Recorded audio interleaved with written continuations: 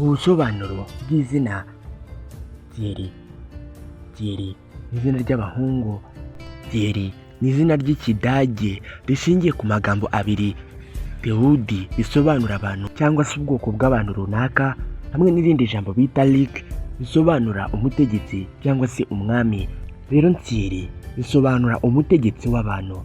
Rino zina ni izina rikunze gukoreshwa cyane no mu zindi ndimi, cyane cyane mu Gifaransa ndetse n'Icyesipanyolo. Imwe mu mico n'imikirire ikunze kuranga umuntu witwa Thierry.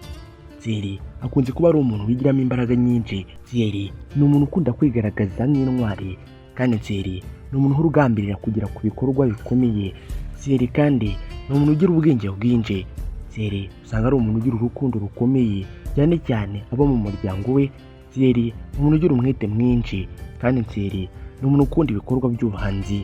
Thierry ni umuntu udakunda kumenyerwa. Thierry ni umuntu ugira amatsiko menshi, kandi Thierry ni umuntu uzi koroshya akamenya no kwifatanya n'abandi.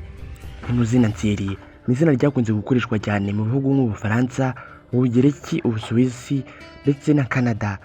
Bamwe mu bantu bamenyekanye cyane kuri rino zina Thierry harimo Thierry Henry, wamenyekanye cyane mu mupira w'amaguru, cyane cyane ubwo yakiniraga Arsenal. Yavutse tariki ya 17 z'ukwezi kwa gatandatu mu mwaka w'1977.